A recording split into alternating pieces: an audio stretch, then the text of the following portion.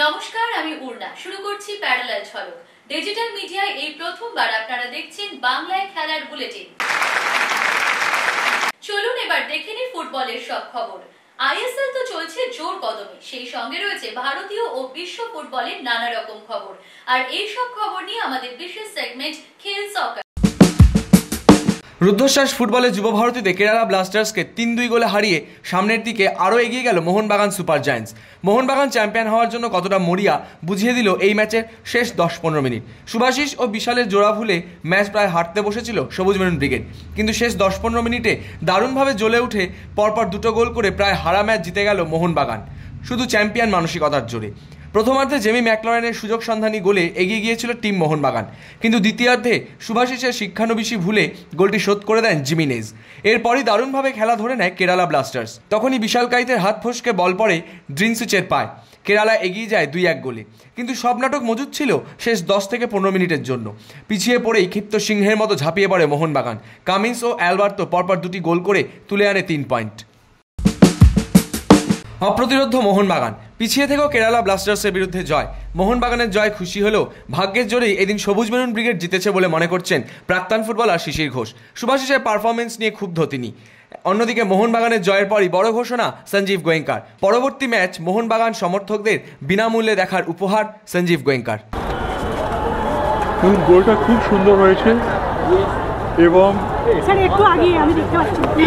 Ending the year with a victory, তো এটাও ভালো সাইন। অ্যান্ড আমরা এক্ষুনি অ্যানাউন্স করে দিচ্ছি কি next home game will be free for all the fans. ২-২ হওয়ার পর যে খেলাটা খেলেছে ওরাও ভালো খেলেছে, ওরাও একটা বিশাল কাপে একটা স্টেপ পরিচয় করে সব ঠিক আছে, তা সত্ত্বেও বলছি চওড়া কপালের জন্য মোহনবাগান আজকে লাস্ট গোলটা ভালো করেছে, চওড়া কপালের জন্য মোহনবাগান আজকে ম্যাচটা বার করেছে।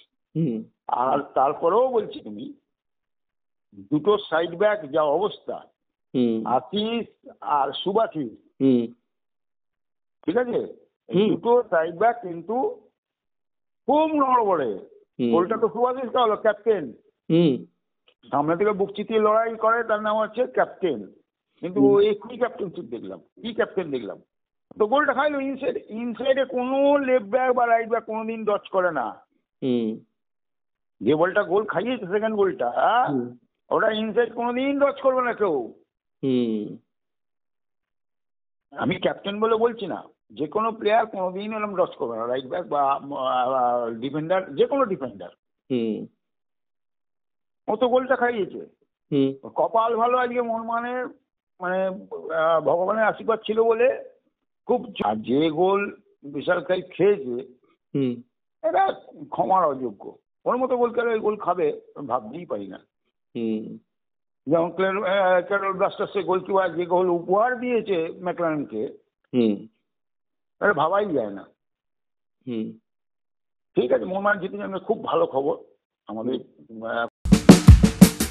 এসিএল ইনজুরি হয়ে এই মৌসুমে আর লাল হলুদ জার্সিতে মাঠে নামতে পারবেন না মাধি তালাল। শুক্রবারই তা কার্যত নিশ্চিত হয়ে গিয়েছিল। শনিবার মাধির রিপোর্ট চলে এসছে, সেখানেই জানা গিয়েছে যে এসিএল গ্রেড 3 ইনজুরি হয়েছে মাধি তালালের। তার পরিবর্তে হিসেবে কোন বিদেশি ফুটবলারকে নেওয়া হতে পারে তা নিয়েই শুরু হয়ে গিয়েছে এখন খোঁজ খবর। শোনা যাচ্ছে অস্ত্রোপচার হবে ইস্টবেঙ্গলের এই তারকা ফুটবলারের, তবে সেটা এখানে নাকি দেশে ফিরে গিয়ে অস্ত্রোপচার করাবেন তা এখনও নিশ্চিত হয়নি। আইএসএলের মাঝপথে ইস্টবেঙ্গলের মাঝমাঠ নিয়ে দুশ্চিন্তা। মাধি দালাল আগেই ছিটকে গিয়েছেন, এবার সল ক্রেসপোকে নিয়েও চলছে জোর জল্পনা। হ্যামস্ট্রিংয়ে চোট পেয়ে দেশে ফিরে গেলেন ইস্টবেঙ্গলের এই তারকা ফুটবলার। দেশে তার ব্যক্তিগত চিকিৎসকের তত্ত্বাবধানেই আপাতত চিকিৎসা করাবেন সল ক্রেসপো। এরপরই জানা যাবে চোট সারিয়ে উঠে এই মরশুমে তিনি কবে ফিরতে পারবেন। অন্যদিকে মাঝমাঠ নিয়ে ঘোর সমস্যায় পড়ে গিয়েছে লাল হলুদ শিবির। শোনা যাচ্ছে ইতিমধ্যেই নাকি ইন্টারকাশির জনি কাউকোর সঙ্গে যোগাযোগ করা হয়েছিল, যদিও তিনি লাল হলুদ শিবিরে না আসার কথাই জানিয়ে দিয়েছেন।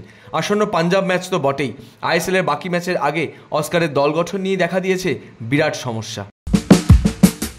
ওড়িশা ম্যাচে হার, সেই সঙ্গে ইস্টবেঙ্গল শিবিরে এখন সমস্যার পাহাড়।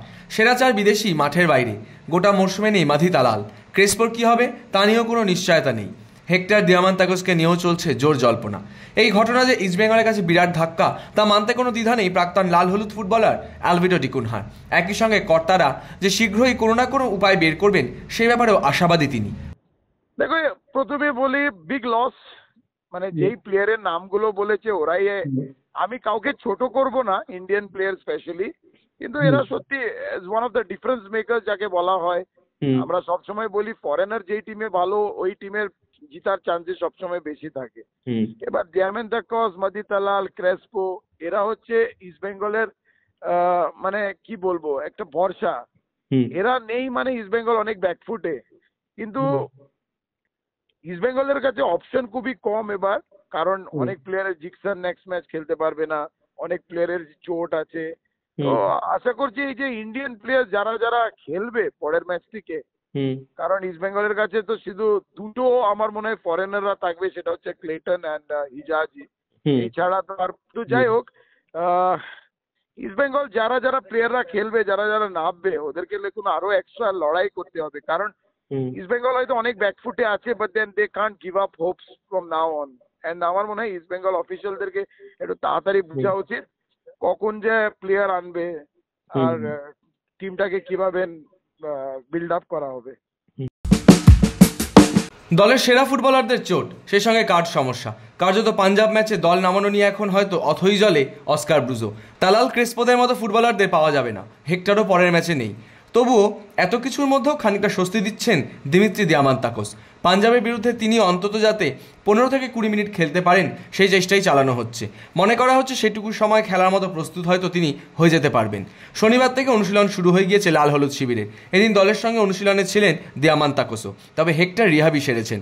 অস্কারের চ্যালেঞ্জটা যেন ক্রমশই কঠিন হয়ে উঠছে। রবিবার মুম্বাই সিটি এফসির বিরুদ্ধে নামছে মোহামেডান। এই মুহূর্তে লিগ টেবিলের লাস্ট বাইট তকমা রয়েছে তাদের গায়ে। ঘরের মাঠে মুম্বাইয়ের বিরুদ্ধে পয়েন্ট পেতে মরিয়া সাদা কালো ব্রিগেড। তবে সেই ম্যাচেই প্রথম থেকে মানজোকি খেলবেন কিনা তা নিয়ে একটা ধোঁয়াশা রয়েছে। হালকা চোট রয়েছে তার। রবিবার সকালেই তাকে নিয়ে চূড়ান্ত সিদ্ধান্ত নেবেন কোচ চেনিসাভ। এই ম্যাচেই অবশ্য দলে ফিরছেন রক্ষণের অন্যতম ভরসা ফ্লোরেন্ট। এছাড়া অ্যালেক্সিস কাসিমাভরাই আক্রমণে কোচের ভরসা। এদিন সাংবাদিক সম্মেলন শেষে হঠাৎই সমস্ত অফিসিয়ালদের আলাদা করে ধন্যবাদ জ্ঞাপন করেছেন সাদা কালো কোচ। তা নিয়েই শুরু হয়েছে নতুন জল্পনা। তবে কি এটাই শেষ ম্যাচ খেলছেন চেনিসাভ? যদিও এমন কিছু নয় বলেই শোনা যাচ্ছে। সন্তোষ ট্রফির মূল পর্বে জয় দিয়ে যাত্রা শুরু করলো বাংলা। জম্মু ও কাশ্মীরের বিরুদ্ধে প্রথম ম্যাচে 3-1 গোলে জিতল সঞ্জয় সেনের দল। প্রস্তুতিতে বহু সমস্যা, সমস্ত কিছুকে পিছনে ফেলে প্রথম ম্যাচ থেকেই দুরন্ত পারফরমেন্স বঙ্গ ব্রিগেডের। বাংলার হয়ে 3 গোল করলেন রবি হাঁসদা, নরহরি শ্রেষ্ঠা ও বিক্রম প্রধান। লিওনেল মেসির যোগ্য উত্তরসূরি হিসেবে ক্রমশ আলোচনায় উঠে আসছে লামিনে ইয়ামালের নাম। মূলত খেলার ধরন এবং ম্যাচে প্রভাবের কারণেই তার মধ্যে এখন মেসির ছায়া দেখছেন অনেকেই। উইং ধরে ইয়ামালের আক্রমণে ওঠার ভঙ্গিও মনে করিয়ে দেয় মেসির কথা। পরিসংখ্যানের দিক থেকেও কিছু কিছু ক্ষেত্রে মেসিকেও পিছনে ফেলেছেন 17 বছর বয়সী বার্সা তারকা লামিনে ইয়ামাল। সম্প্রতি জার্মানিতে অ্যাডিডাসের এক ইভেন্টে ইয়ামাল নিয়ে মুখ খুলেছেন মেসি। এমনকি নিজের যোগ্য উত্তরসূরির আসনে যে ইয়ামালকে বসাতে কোনো দ্বিধা নেই আর্জেন্টাইন তারকার, সে কথাও স্পষ্ট জানান মেসি। খেলার মাঠে সময়টা ভালো না গেলেও বার্ষিক আয়ে কমতি নেই ম্যানচেস্টার সিটির। সর্বশেষ অর্থবর্ষে আয়ের রেকর্ড করেছে ইংলিশ ক্লাবটি। তাদের আয় 71 কোটি 50 লক্ষ পাউন্ড, যা ভারতীয় টাকায় 7,655 কোটি টাকা। ইংলিশ প্রিমিয়ার লিগে এটিই এখনও পর্যন্ত সর্বাধিক আয়। আগের রেকর্ডটিও ছিল সিটিরই। গত বছর তাদের আয় ছিল 71 কোটি 28 লক্ষ পাউন্ড, যা এবছরের আয়ের তুলনায় 22 লক্ষ পাউন্ড কম। লিওনেল মেসির হাত ধরে যে যুক্তরাষ্ট্র ফুটবল এবং ইন্টার মায়ামি ক্রমশ জনপ্রিয় হচ্ছে তার প্রমাণ মিলল গুগল সার্চ অপশানে। 2024 সালে গুগল সার্চে সবচেয়ে বেশি খোঁজ করা ফুটবল দলের তালিকায় সবার উপরে রয়েছে মেসির ক্লাব ইন্টার মায়ামি। শুধু তাই নয়, সব ধরনের খেলার নিরিখে মায়ামি রয়েছে 3 নম্বরে। পাশাপাশি এই তালিকার 3 নম্বরে আছে মেসির জাতীয় দল আর্জেন্টিনাও। মেসি ভক্তদের মনে মেসির জনপ্রিয়তা যে দিন দিন বাড়ছে তা এর থেকেই স্পষ্ট বোঝা যায়। হ্যারিকেনেই ভরসা ইংল্যান্ডের নতুন কোচ টমাস টাচেলের। এবারে ইউরোকাপ হারের পর থেকেই হ্যারিকেনের অধিনায়ক থাকা নিয়ে শুরু হয়েছিল একটা জল্পনা। বিশেষ করে গ্যারেথ সাউথগেটের দায়িত্ব থেকে সরে যাওয়ার পর সেই জল্পনা আরও জোরদার হয়েছিল। টমাস টাচেল অবশ্য হ্যারিকেনের ওপরই ভরসা রাখছেন। আগামী ম্যাচগুলোতেও বায়ার্ন মিউনিখের তারকা স্ট্রাইকারই থ্রি লায়ন্সের অধিনায়ক হিসেবে থাকবেন, স্পষ্ট জানিয়ে দিলেন ইংল্যান্ডের নতুন কোচ। উত্তেজনার পারদ চড়ছে বর্ডার গাভাস্কার ট্রফি নিয়ে। সেই সঙ্গে তো রয়েছে 22 গজের অন্যান্য সব খবর। ক্রিকেটের যাবতীয় খবর নিয়ে আমাদের বিশেষ সেগমেন্ট লে ছক্কা। বৃষ্টির ভ্রুকুটি আগেই ছিল, সেই পূর্বাভাসই সত্যি হলো। গাব্বায় প্রথম দিন ভিলেন বৃষ্টি। এদিন মাত্র 13.2 ওভারের বেশি বল গড়ালো না গাব্বার 22 গজে। টস জিতে প্রথমে বোলিংয়ের সিদ্ধান্ত নিয়েছিলেন রোহিত শর্মা। যদিও প্রথম 13 ওভারের মধ্যে অস্ট্রেলিয়ার কোনো উইকেটই ভারতীয় বোলাররা তুলতে পারেননি। 13.2 ওভারের পরই শুরু হলো বৃষ্টি। এরপর চেষ্টা করলেও আর ম্যাচ শুরু করা সম্ভব হয়নি। বৃষ্টিবিঘ্নিত ব্রিসবেন টেস্টের প্রথম দিন মাত্র 13.2 ওভার পর্যন্ত খেলা হলো এদিন। এরপরই বৃষ্টি। এরপর আর খেলা করানো সম্ভব হয়নি। প্রথম দিনের টিকিটের মূল্য ফেরত পাবেন খেলা দেখতে আসা সমর্থকরা। নিয়ম অনুযায়ী 15 ওভারের কম খেলা হলে দর্শকদের টিকিট মূল্য ফেরত দিতে হবে। এদিন প্রায় 30,000 সমর্থক ম্যাচ দেখতে এসেছিলেন, কিন্তু প্রবল বৃষ্টিতে 13.2 ওভারে বেশি খেলা দেখা সম্ভব হয়নি। এরপরই সমর্থকদের টাকা ফিরিয়ে দেওয়ার ঘোষণা করা হয়েছে। ব্রিসবেন টেস্টের প্রথম দিন বৃষ্টি বিঘ্নিত, সেখানে হতাশ জসপ্রীত বুমরা।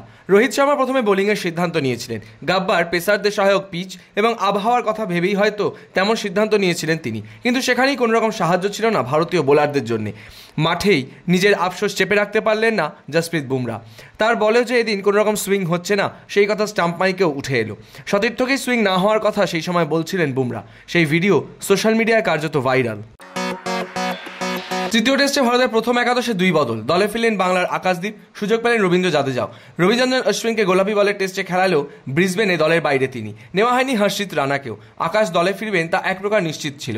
অ্যাডিলেডে হর্ষিত সেভাবে নজর কাটতে পারেননি, তার জায়গায় আকাশকে ফেরানো হয়েছে। বর্ডার গাভাস্কার ট্রফিতেও আলোচনা শুরু সারা তেন্ডুলকর এবং সচিন তেন্ডুলকরকে নিয়ে। টান টান উত্তেজনার টেস্ট দেখতে ব্রিসবেন পৌঁছে যান সারা। শনিবার খেলা শুরু হতেই দেখা গেল স্ট্যান্ড থেকে টিম ইন্ডিয়ার জন্য গলা ফাটাচ্ছেন সারা তেন্ডুলকর। গ্যালারিতে থাকা সারাকে নিয়েই শুরু হয় জোর চর্চা। গাব্বার মাঠে নীল পোশাক পরে সারার ছবি ভাইরাল হয়ে যায়। তারপর থেকেই নেটিজেনদের একাংশের দাবি শুভমানের জন্যই হয়তো ব্রিসবেনে গিয়েছেন সারা। পাকিস্তান ক্রিকেট বোর্ডকে ললিপপ ধরাচ্ছে আইসিসি, এমনই মনে করছেন প্রাক্তন পাক ক্রিকেটার বাসিত আলী। বিসিসিআইয়ের সঙ্গে পিসিবি সমঝোতায় সায় নেই পাকিস্তানের প্রাক্তন ক্রিকেটারের। তিনি মনে করেন এর জন্য ক্রিকেটের ক্ষতি হতে পারে। আইসিসির প্রস্তাবিত হাইব্রিড মডেল মেনে নিয়েছে পাকিস্তান। কয়েকদিনের মধ্যেই হয়তো আনুষ্ঠানিকভাবে সূচি ঘোষণা করা হবে, কিন্তু এই বিষয়ে পাকিস্তান ক্রিকেট বোর্ডকে সতর্ক করলেন বাসিত আলী।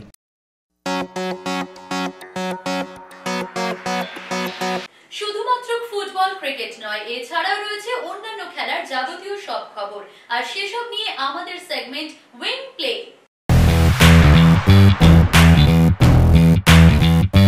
বিডব্লিউএফ ওয়ার্ল্ড ট্যুর ফাইনালে যাত্রা শেষ হলো ভারতীয় ব্যাডমিন্টন জুটি ত্রিশা জলি এবং গায়ত্রী গোপীচাঁদের। গত শুক্রবার হ্যাংজুতে মহিলাদের ডাবলসের স্টেট সেটে জাপানের নামি মাতসুয়ামা এবং চিহারু সিদার কাছে তৃতীয় এবং গ্রুপ এ এর শেষ ম্যাচ হেরে প্রতিযোগিতা থেকে ছিটকে গেলেন তারা। 49 মিনিটের দীর্ঘ লড়াইয়ের পর বিশ্বের 4 নম্বর জাপানি জুটির কাছে তারা হারেন 17-21 ও 13-21-এ। ভয়াবহ পথ দুর্ঘটনা থেকে অল্পের জন্য প্রাণে বাঁচলেন ভারতীয় দৌড়বিদ দ্যুতি চাঁদ। এক বন্ধুর বাড়ি থেকে ভুবনেশ্বরে ফেরার পথে কটকের সামনে তার গাড়িতে ধাক্কা মারে একটি মালবাহী ট্রাক। দুর্ঘটনার কবলে পড়লেও অবশ্য হাল ছাড়েননি দ্যুতি। ট্রাক চালক গাড়ি নিয়ে পালিয়ে যাওয়ার চেষ্টা করলে দ্যুতি তাকে আটক করে মধুপাটনা পুলিশ স্টেশনে ফোন করে পুলিশ ডাকেন। রাশিয়ার হাত থেকে নিজের দেশ ইউক্রেনকে বাঁচাতে টেনিস কোর্ট ছেড়ে সরাসরি যুদ্ধক্ষেত্রে নামলেন সেই দেশের টেনিস তারকা এলিনা সভিতোলিনা।